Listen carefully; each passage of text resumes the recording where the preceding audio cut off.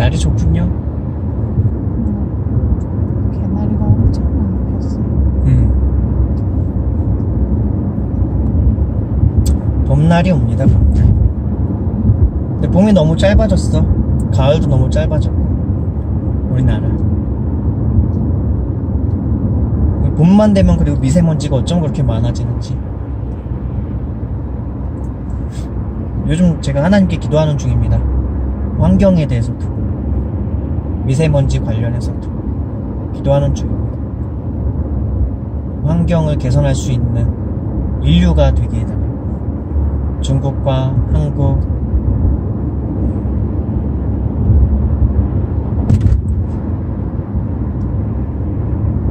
인류의 평화를 위해서도 많이 기도하는 중이고요.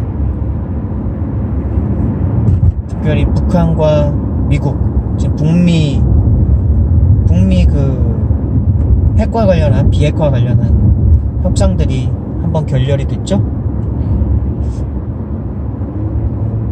하나님께 기도하는 중이고, 그것을 위해서는 중국, 러시아, 북한, 일본, 미국, 우리나라까지 이 6개국이 참 중요한데요. 하나님께 기도하고 있습니다. 저는 그 북핵과 관련해가지고 좀 저의 입장을 얘기한 바가 있는데, 중국이라고 하는 나라와 일본이라는 나라가 옆에 있기 때문에 글쎄요, 한반도에 핵이 오히려 있는 것이 더 안전한 것이 아닌가 라고 저는 좀 생각을 하거든요. 핵이 없다면 일본이란 나라는 언제든지 늘 약간 뭐랄까 독도를 가지고도 늘 시비를 걸고요.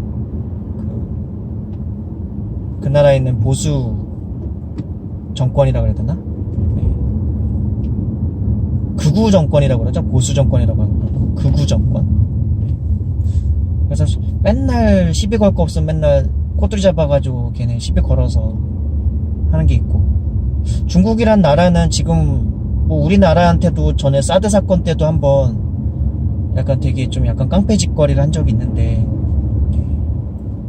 근데 우리나라 말고 다른 나라들한테 하는 걸 보면은 거의 깡패 국가에 가깝거든요.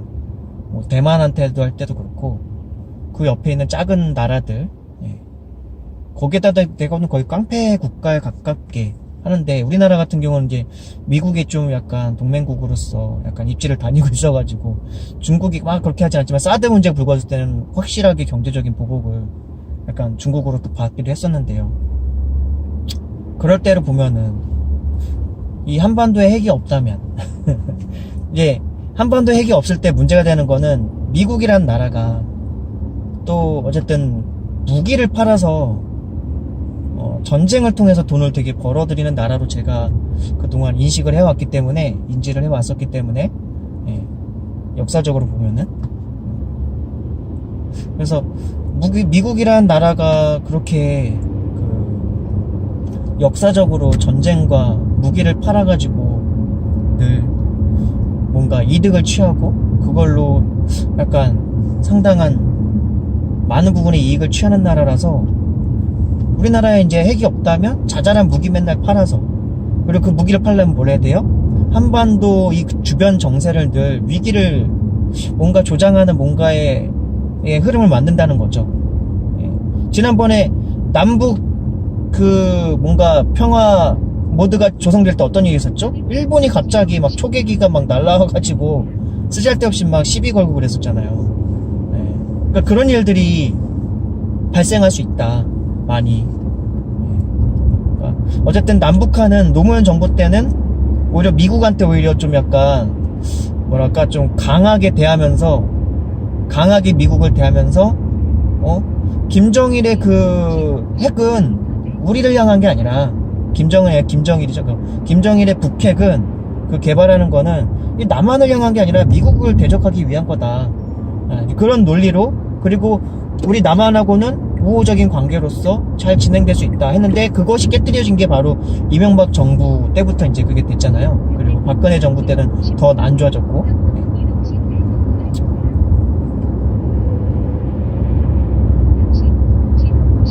그렇기 그렇기 때문에 핵을 북한이 가지고 있는 것 자체가 문제가 되는 게 아니라, 그럼 그 핵이 항상 위험이 됐던 거 유엔을 미국이 싫어하니까, 그리고 미국을 겨냥하기도 했고 미국의 적대국이었기 때문에 북한은 남한의 주적, 군대 가면 뭐 항상 그렇게 배운다면서요. 북한은 주적이다. 남한의 주적은 북한이 왜 주적이야 근데. 여행하면서 정치적인 얘기 할 수 있죠. 우리는 우리의 정치를 멀리하면 안 됩니다. 그렇다고 해서 정치인들이 이슈를 만드는 걸 가지고 우리가 갑론을박할 필요는 없고요. 그러니까 보수다, 진보다, 그리고 좌파다, 우파다, 뭐 그런 걸 가지고 우리가 막 갑론을박하는 거는 우리끼리 너무 피 흘리는 짓이라고 생각이 들어요. 다만 우리는 각기가 바라보는 언론이 제공해주는 정보들을 비평적으로 잘 분석한 다음에 어떤 나라의 시황이라던가 어떤 나라의 흐름들에 대해서, 우리가 살고 있는 세상의 흐름들에 대해서 객관적으로 볼 수 있는 눈을 갖는 건 되게 중요하다고 생각이 들어요. 안 그러면 우린 꼭두가시처럼 살아가게 되는 게 아닌가라고 생각이 들거든요. 그러니까 기레기라고 말하는 그 언론들에 의해서 항상 갑론을박하면서 일억공적 종면을 다투고 싸우고, 그리고 댓글부대라는 그 여론 조작 세력들에 의해서 항상 세뇌당하듯이 늘 관점을 약간 꼭두가시처럼 노예적 관점으로 약간 그렇게 보게 되는 것들, 그런 것들 너무 아쉬운데, 저는 핵이 있는 게 오히려 더 국방비라던가 그런 것들을 아낄 수 있고, 그리고 중립국으로, 결국은 한반도는 중립국으로 가야 된다고 보거든요. 나중에 10년 후가 될지 20년 후가 될지 30년 후가 될지 모르겠지만, 친미가 아니라 친중도 아니라 약간 스위스 같은 개념의 중립국, 그러려면 핵이 있으면 좋다 라고 생각이 들어요. 아니 그런 식으로 하면 모든 나라가 핵을 가져야 되는 거 아닙니까? 근데 그렇지는 않죠. 근데 다만 그러기 위해서는 어떤 것들이 필요하느냐, 핵을 보유하면서도 중립국으로서의 어떤 존속을 가능하게 하는 거는 어떻게 하면 가능하느냐, 외교와 문화라고 저는 보고 있습니다. 그러니까 외교를 전 세계 다방면으로 하면서 우리나라가 평화를 지향하는 국가고, 북한도 마찬가지예요. 지금 핵은 우리나라가 보유하는 게 아니라 북한이 보유하고 있죠. 근데 통일 한반도를 생각했을 때 통일이 한 정부의 통일이 아니게 될 수가 가능성이 되게 커요. 지금 만약에 뭐 예전에 막 한 20년 전, 30년 전, 한 40년 전에 만약 통일이 됐다면 1국가 1정부 체제의 통일국가 체제가 될 테지만, 지금 현 시국의 상황에서는, 그리고 앞으로도 마찬가지가 될 거고요. 적어도 50년 이상, 60년 가까이를 다른 문화권으로 존속해 왔어요. 북한도 그렇고 남한도 그렇고. 세상을 바라보는 인식도 다르고요, 가치관도 다르고, 세계관도 다르고, 그러니까 모든 게 다 달라요. 사고방식도 다 다르고. 탈북한 사람들은 그나마 이 남한의 문화를 동경하고 이런 자본주의와 자유주의를 동경해가지고 넘어왔기 때문에 어느 정도, 그럼에도 불구하고 많은 적응이 필요하지만, 적응하는 시기를 통해서 적응해 왔지만, 북한하고 남한하고 통일이 됐을 때 그거는 우리 조선일보, 중앙일보, 동아일보가 그동안 우리나라 보수 언론들이 만들어줬던 북한의 이미지는 그 북한에 실제로 살아왔던 그들이 갖고 있는 이미지랑 너무 다른 거예요. 그러니까 김정은, 뭐 김정일, 김일성, 뭐 그 사람들에 대해서 우리가 갖고 있는 되게 악마의 화신 같은 그런 이미지가 북한 주민들한테 없는 거죠. 물론 그들 가운데도 있을 수 있겠지만, 우리나라 박정희 치하에서 살았던 우리 지금 어른 세대들 분들 같은 경우 대부분이 박정희 찬양하잖아요. 실제로 박정희, 전두환, 노태우 막 그렇게 흘러오는 그 역사에 대해서 뭐 전두환 뭐 팬클럽도 있을 정도니까, 그러니까 그게 현실이라는 얘기죠. 그 현실로 그렇게 생각을 갖고 있는 사람들한테 어떤 교육을 한들, 그리고 교육이라는 게 뭐 강압적으로 될 수 있는 것도 아니고, 그러니까 결국 세대가 바뀌는 수밖에 없는데, 그 시간이 필요한 수밖에 없는 거고, 아무리 문화나 뭐 여러 가지를 통해 가지고 한다 할지라도 그 세계관을, 가치관이라던가 역사에 대한 인식이라는 건 쉽게 바뀌지가 않아요.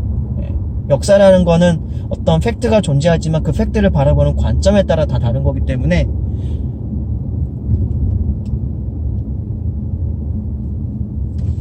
북한은 그렇게 북한에 있는 주민들 그 사람들의 사고방식을 우리 남한에서 마치 김정은 교체하고서 김정남 아들 누구죠? 예, 그 하여튼 아들 있는데 뭐 그 사람은 자유조선인가? 뭐 그쪽으로 해가지고 뭐 정권을 바꾼다? 정권 바꾸면 뭐예요? 결국은 피해 어떤 그 민주화라는 것이나 인민의 해방이라고 하는 그 운동이랑 리비아 사태랑 비슷한 사태처럼 해서 어떤 피해 어떤 수많은 사람들이 희생되는 그 사건만 더 일어나는 것일 뿐이죠.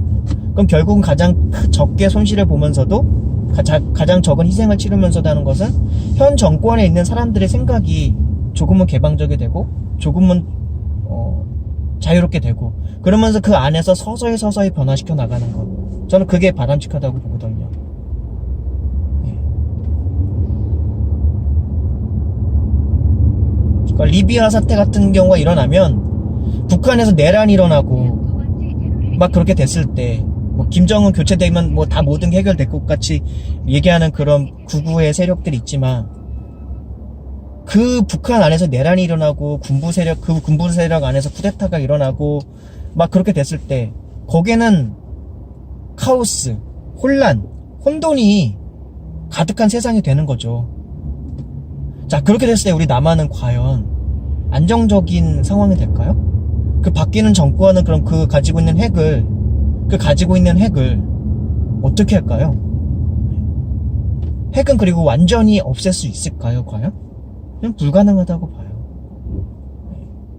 할 수 있는 많은 프로세스를 통해 가지고 기존 보유하고 있는 핵 개발 시설들을 없앨 수 있겠죠. 그러나 만들어 놓은 핵은 어디에다 꾼쳐놔도 전국적으로 다 꾼쳐놓으면은 그거 마징가 제트처럼 막 숨겨놓고 막 그거를 수십 곳 수백 곳에다 숨겨놓으면은 이거 답 없어요 사실은. 그러니까 저는 근데 핵을 보유하고 있는 상황에서 이제 어떤 인민들의 어떤 이제 의식의 고양 그 의식의 고치원은 결국은 개방에 있어요. 개방에 있고 자유에 있죠. 자유로운 사고방식.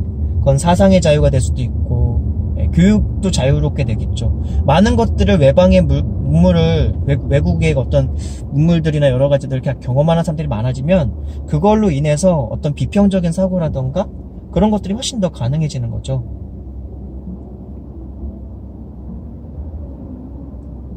우리나라도 결국 박정희, 전두환 그런 어떤 독재의 시대를 극복해낸 거는 결국은 수많은 사람들이 외국의 선진 문물이라고 해야 될까요? 어떤 사상 그런 것들까지도 다 경험한 상태에서 우리나라의 독재가 말이 좀 안 된다, 문제가 있다고 보고 그런 것들이 결국은 운동으로 이어져서 된 거잖아요. 네.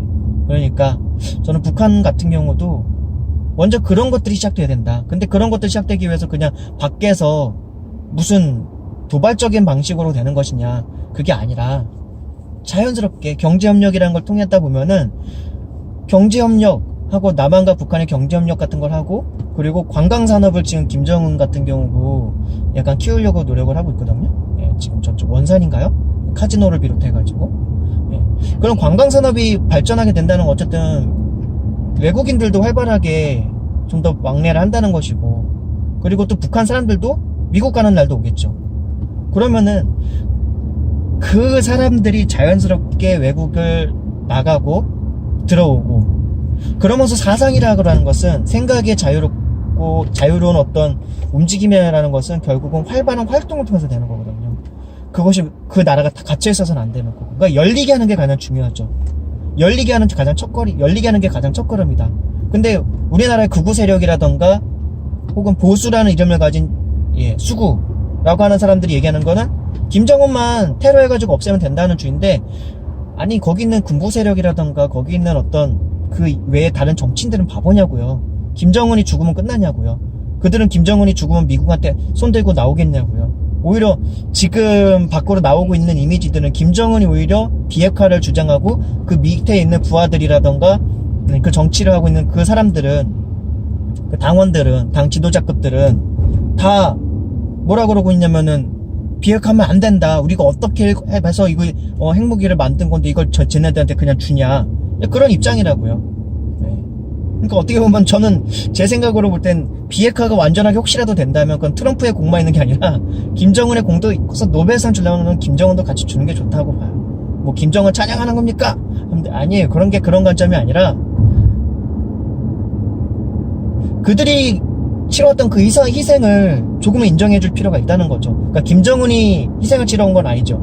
박정희 독재 정권 때 박정희가 희생을 치른 게 아니라 박정희 독재 정권 하에서 경제 발전을 했던 것은 그 당시에 우리나라의 노동자들이 수많은 희생을 치러가면서 노동력을 착취당하면서 최저임금도 안 되는 임금과 어마어마하게 많은 노동 시간을 제공해가지고 저임금으로 노동 착취 인권 유린에 가까운 노동 착취를 했기 때문에 경제 발전이 있었던 것처럼 뭐 북한이 핵을 가지게 되고 또 어쨌든 간에 그렇게 해가지고 핵을 가지는데 그걸 또 포기하는 데 있어서 그런 데 있어서 그들이 치렀던 그 희생에 대해서 존중을 해주자는 거죠. 뭔 트럼프만 뭐 갑자기 노벨상이야. 그걸 포기하는 쪽도 노벨상 줘야지. 그러면 저는 그렇게 봐요. 이런 얘기 어디서 들은 적 없죠. 항상 좀 창의적으로 생각하려고 노력하는 편입니다.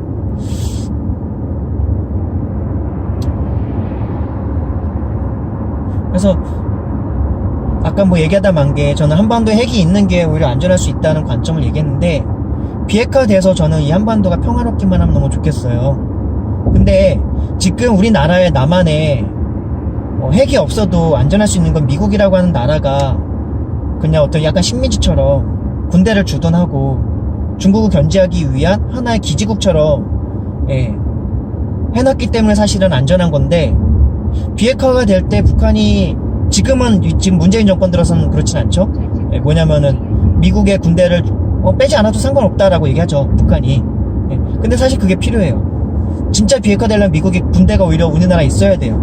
근데 전신 작전권은 환수하려고 하고 그러면 미국의 군대가 빠져나가고 우리나라에 또 핵이 없고 북한도 핵이 없어.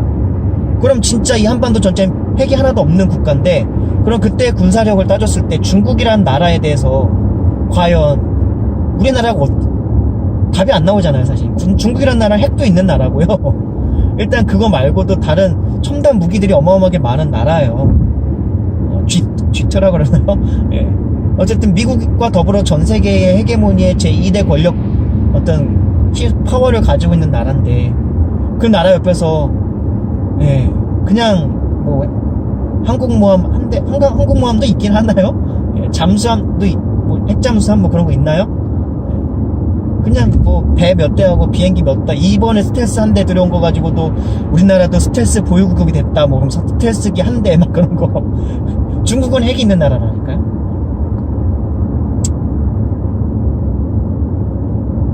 그러니까 저는 원래 되게 전쟁 반대주의자예요. 어떻게 보면은 군대도 없었으면 좋겠다는 그런 사람에 가까운 주의의 사람이에요. 사상과 그런 어떤 가치관을 가지고 있는 사람이에요. 그러니까 비폭력 운동을 지향하는 사람이고 어떤 양심적 병역 거부를 하는 사람들과 같은 입장에서 저는 군대를 바라보고 있어요.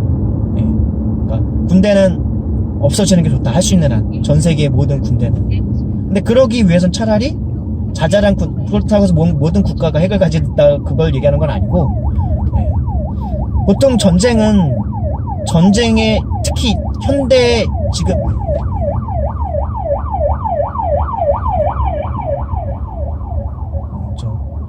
저것 때문에 지금 빼준 거구나. 그럼 깜빡이를 좀 켜고 들어오지. 119 저 차가 오니까 갑자기 옆 차선이 저한테 막 오더라고요. 그래가지고 뭐지 그랬는데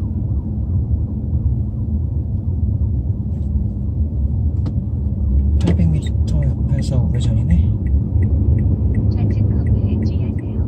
우리나라 사람들 그래도 저 정도면은 지금 119 구급차가 지나가는데 차들이 다 빼주는 거 보면은 확실히 우리나라의 어떤 의식, 시민들의 의식은 많이 좀 성숙해 있다 라고 좀 볼 수도 있는 것 같아요.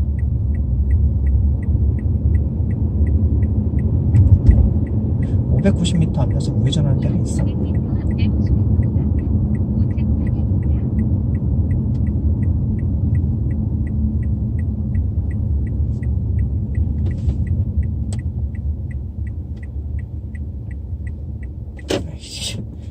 못 들어가네. 이 흰차 뒷차 차가 막혀 있으니까.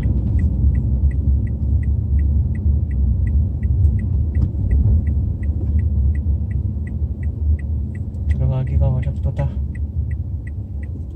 들어가기 주소.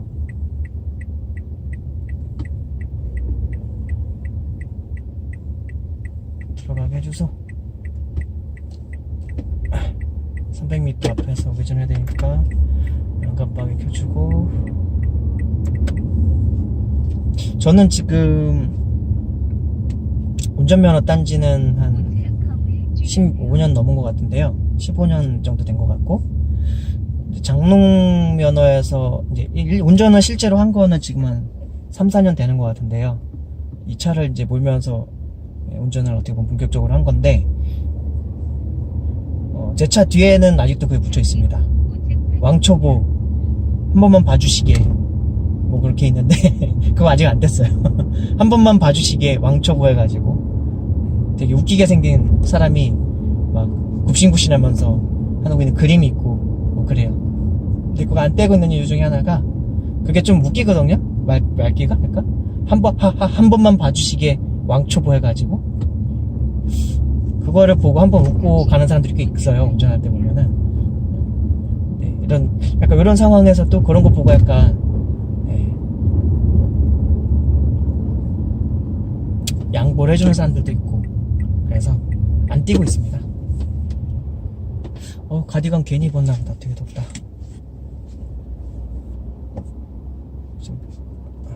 가디건 벗고 싶다. 그래서 우리나라 한반도가 핵을 보유했으면 좋겠다. 저는 그런 입장을 사실은 핵을 가지고 있는 게 중국한테도 이렇게 저렇게 막 휘둘리지 않을 수 있는, 중국이란 나라는 뭐랄까 좀 약간 도덕성이라던가 어떤 그런 부분에 있어서 약간 좀 신뢰가 안 가는 나라예요. 어떤 언제든지 돌변할 수도 있을 것 같은 약간. 그럼 미국도 사실은 그거는 그렇게 큰 차이는 없다고 봐요. 우리나라한테 지금 미국 무기 팔아먹기 위해서 하고 있는 약간 짓거리들을 좀 보면은 트럼프가 그걸 남북관계를 이용해가지고 무기를 팔아먹고 있거든요 지금. 그러니까 그런 거 보면서 좀 짜증도 나고, 국방력의 약함에 대해서 그게 말이 자주국까지 맨날 갈취당하는 건 느낌. 그게 되게 아쉽고, 그래서 핵을 저는 기왕이면 가지고 있으면 좋겠다.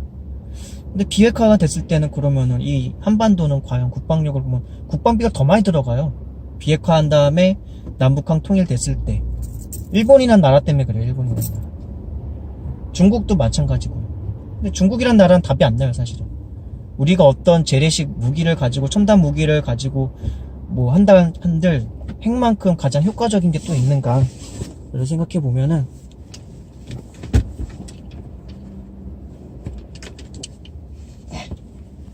이건 좀 보자.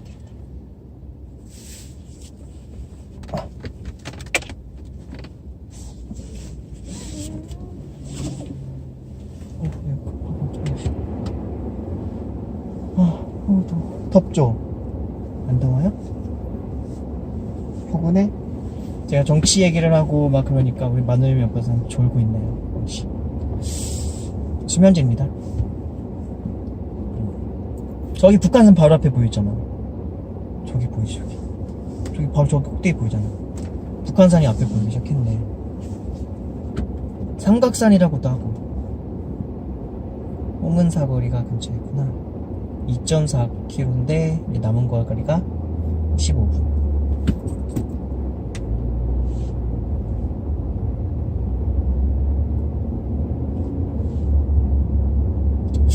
통일 한반도에 핵이 있으면, 그러니까 핵이 그러면 있으면은 미국이 과연 찬성하겠느냐? 저는 그걸 어떻게 설득할 수 있냐고 보면은 북한이랑 미국을 되게 친하게 만들면 된다. 동시에 전 세계적으로 이제 북한과 한국이 같이 어떤 문화 한류라고 하는 것의 흐름을 이어가면서 지금 이제 어떤 경제적인 정책에 있어서는 이제 아직은 시행된 건 아닌데 문재인 정부가 추진하고 있는 것 중에 하나가 북한에서 생산되는 물품을 메이드 인 코리아로 해서 생산할 수 있게 해서 수출하게 하도록 하는 게 어떤 정책으로 지금 하려고 하는 부분이 있어요. 그런 것과 마찬가지로 어쨌든 우리나라의 어떤 기획력, 거기다가 북한에 있어도 끼 있는 사람들이 있겠죠. 그런 사람들도 또 들어와가지고, 같이 해가지고, 어쨌든, 통일 한반도는 이제 어떤 이름이 될지 모르겠지만, 대한민국이 될런지, 어떻게 될지 모르겠지만, 어쨌든 그렇게 될 때, 그런 문화적인 콘텐츠를 가지고 전 세계에 함께, 일단, 전 세계로 같이, 나아간다면 거기다 외교적인 어떤 활동들을 많이 하면서 평화를 지향하는 국가이다는 것만 확실하게 인식이 된다면 핵이라는 건 문제가 안 되는 거죠. 방어적 핵의 개념인 거죠. 우리만 건드리지만 말아줘. 이 나라의 어떤 평화를 건드리지만 말아줘. 약간 그런 개념으로서 전 세계에 인식시킬 수만 있다면, 그런 의미에서 보면 BTS가 하고 있는 이 활동들은 되게 의미가 있죠. 물론 연예인의 활동들이 어느 정도 한계는 있겠습니다만, 문화적인 컨텐츠를 가지고 전 세계에 어떤 평화의 메시지를 함께 공유할 수 있다는 것, 그리고 60년 동안 분단 국가였었던 이 한반도가 평화 통일을 이루면서 1국가 2정부 체제로 가면서도 사상이 사회주의 사상과 자본주의 사상이 함께 공존하면서 또 평화를 이룰 수 있다. 그 모범을 보일 수 있는 사례가 된다면 그것만큼 대단한 일이 또 어디 있을까요?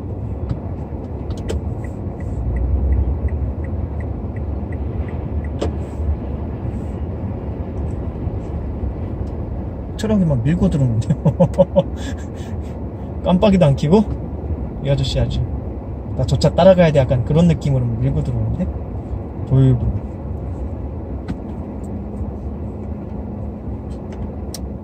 저는 그래서 핵이 있는 한반도가 되게 좋은 한반도가 될 수 있다 라고 생각이 들고, 다만 그러기 위해서는 외교를 정말 잘해야 된다. 그러니까 미국이란 나라하고 북한이 미국이 북한이 핵 가지는 거 싫어하는 것 중에 하나는 단순히 유엔의 어떤 그런 것보다도, 그런 것도 있겠지만 자기네한테 실질적인 위협이 된다고 생각하니까 그런 거잖아요. 근데 만약에 그냥 통 크게 김정은이 무릎 꿇고 한 번만 봐주면 안 되겠어.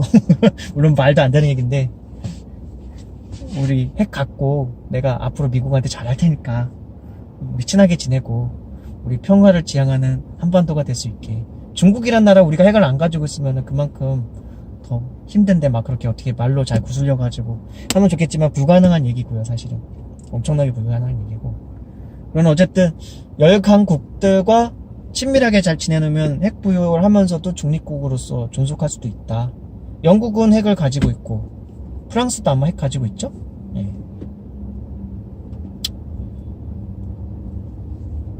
중국 가지고 있고, 또 인도 가지고 있고, 또 어디 있더라? 파키스탄이었나? 어디가 또 핵을 가지고 있고. 핵 가지고 있는 몇몇 나라가 있잖아요. 우리나라만큼 평화를 지향하는 나라가 어디 있어요? 단 한 번도 외세 침략을 한 적이 없는 나라 같은데, 우리나라가? 헐.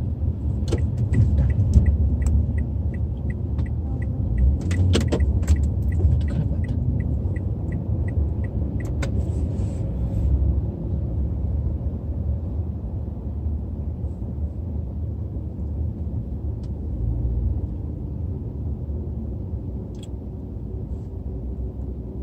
그리고 항상 요즘 신문들마다, 온라인 신문마다 어떤 문재인 대통령의 어떤 외교 활동과 관련해서, 특히 북한과 관련한 어떤 활동과 관련해서 항상 댓글들 보면은, 아니 북한만 퍼주고 우리 남한 경제는 소홀히 하느냐, 막 맨날 이런 식으로 댓글 다는, 거의 반복적으로 앵무새처럼 하는 댓글 부대들이 있어요. 이제 그런 거에는 오히려 우리 시민들이 또 반박하는 글을 많이 남겼으면 좋겠어요. 그들의 논리는 잘못된 거거든요. 이명박 박근혜 정부 때 어땠는지 기억하면 딱 나와요. 북한이 핵실험 한 번 할 때마다 우리나라 어떻게 됐죠? 주가가 20-30% 전 종목이 거의 다 그냥 주가가 뚝뚝뚝 떨어지는 거예요. 그 북한이 북핵실험 한 번 할 때마다 그래요. 이 한반도에서 늘 전쟁의 어떤 위기에 고착이 되고, 위기가 막 고양이 되고, 막 그럴 때마다 항상 우리나라는 경제가 휘청휘청 거리는 거죠. 외국에서도 우리나라 관광 오거나 외국에서도 우리나라는 어떤 나라로 인식되고 있냐면 언제든지 전쟁이 반발할 수 있는 나라, 그렇게 인식이 되어 있는 거죠. 그런데 우리나라의 구구라던가 수구라고 하는 그런 사람들은 마치 그런 전쟁이 당장이라도 일어날 것 같은 그런 한반도의 분위기가 좋은가 봐요. 근데 그런 상황에서 경제 발전이 있을 수가 없거든요. 누가 외국인들이 투자하려고 그래요? 누가 우리나라에도 투자하려고 그래요? 안 한다는 거죠. 그러니까 평화가 일단 경제의 기반이 되는 건데 마치 전쟁을 일으키기를 정말 강렬히 원하는 사람들, 근데 그걸 원하는 사람들이 있죠. 일본과 미국. 미국은 무기 팔아먹는 국가, 일본은 우리 한반도가 어쨌든 간에 안 좋은 방향으로 가면 되게 옆에서 그냥 앉아서 이득을 취하는 나라. 미국이 원래는 처음에 나라가 세워졌을 때 지금처럼 강대국이 아니었던 건 다 아시죠? 언제부터 강대국이 됐죠? 세계 1차 대전, 2차 대전 거치면서 그 전쟁의 위협의 변방에 있으면서 무기를 생산해서 그 전쟁하고 있는 당사국들에다가 무기를 팔아먹으면서 그걸로 경제적인 부를 어마어마하게 차지를 하면서 세계적인 열강의 국가가 된 거죠. 한반도에 전쟁이 난다는 건 그건 그냥 망하는 겁니다. 모두가 다 같이 망하는 겁니다. 적어도 한반도에 있는 우리 남북한 모두가요. 그런데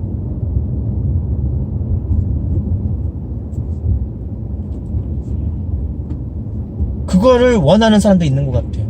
그런 전쟁의 분위기가 늘 이곳에 있었으면 하는 사람들이 늘 있는 것 같아요. 그럼 그들한테 우리는 지면 안 될 것 같아요. 지면 안 됩니다. 시간이 점점 늘어난다. 아직도 30분이야.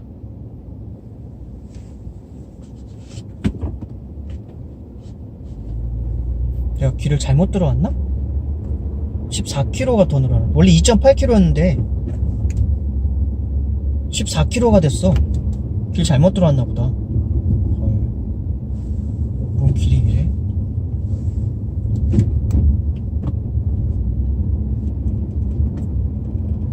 아니 2.4km였다가 14km로 늘어났어. 나 어디로 가라고? 길이 막 되게 이상한 길이야 지금.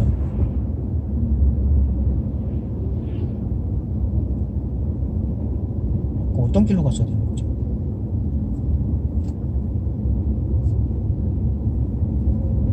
가는 데 맞는데?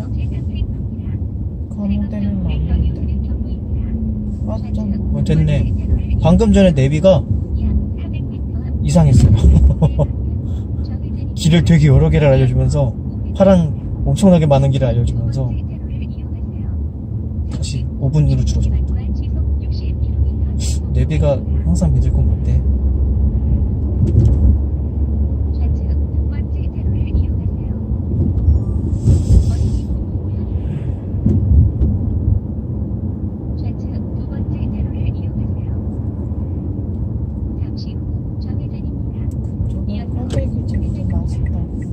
그래서 저 같은 경우는 어떤 군대가 많이 늘어나고 자잘한 첨단 부대나 그런 것들이 많을수록 전쟁의 위험은 더 커간다. 그건 어차피 그냥 묵혀놓은 고철덩어리 돼가는 거거든요. 근데 핵이라는 거는 그냥 한번 개발해놓고 그냥 몇 개만 가지고 있어도 상당히 강력한 무기이기 때문에 전쟁의 위협이 오히려 더 줄어들고, 좀 그렇게 생각해요. 근데 모든 나라가 그렇게 할 수는 없을 거예요. 우리나라나 어쨌든 전 세계적으로, 그러니까 외교가 되게 중요하다는 거죠. 외교적으로 전 세계 많은 강대국들로부터 이 나라는 평화를 존속할 수 있는 나라다, 비상식적이지 않은 나라다 라는 거, 상식적인 국가다.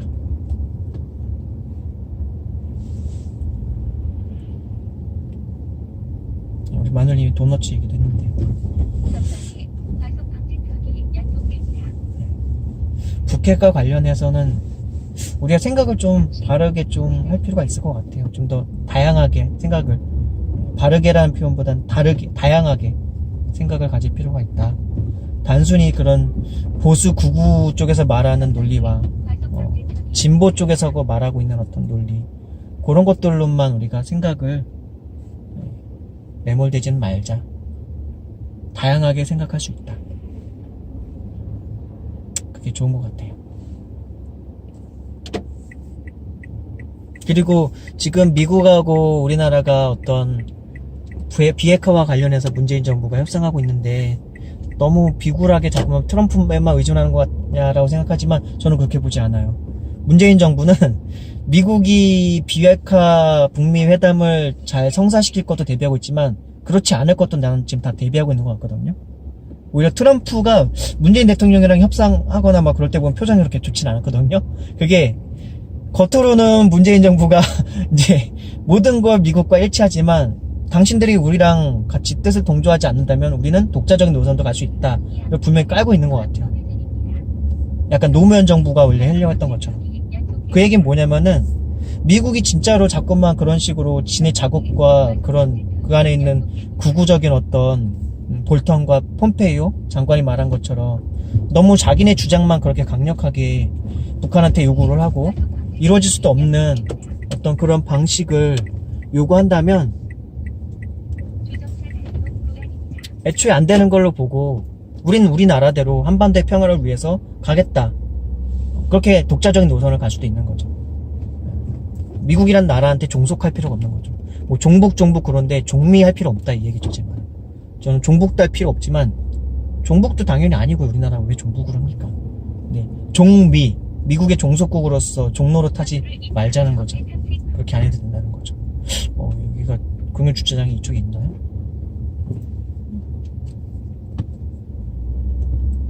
길은 일단 한적한데요. 나 잘 내려올 수 있을까요? 이거 한번 막히면 뒤로 백도 안 되는데 이거.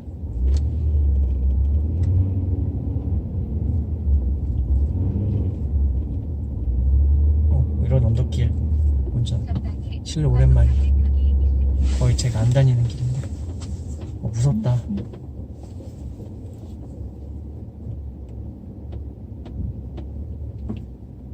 다 온 것 같은데 다 온 것 같거든요 지금. 왼쪽에 있는 이 건물이 아니에요.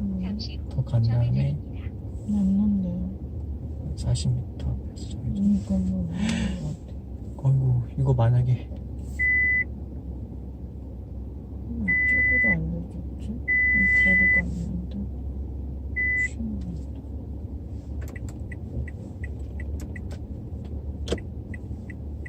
저쪽에서 이렇게 들어와서 됐던 것 같은데. 네? 아 이거구나.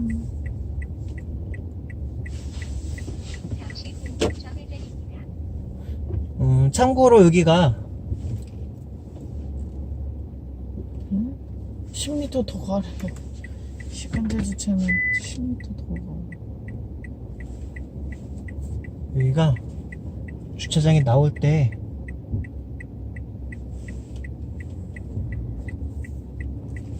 카드로 긁어야지만 나올 수 있대요. 전화를 그리고 그냥 카드로 긁는 게 아니라 10m 더 가라고. 어딘데? 아 저기 카드로 긁을 때 그냥 자동으로 긁는 게 아니라 전화를 해서 하는 거래요. 요금이 얼마예요? 물어보고. 인터넷으로 알아봤어요 이거. 네, 저기다 전화를 해가지고 입출차 시 전화 달래요. 자 일단 주차장에 도착했고요. 입출차 시 입차할 때도 전화를 하고 입차를 하고 나올 때도 그렇게 하도록 하겠습니다. 촬영 끝. 일단 식당 가서 또 촬영할 수 있으면 할게요.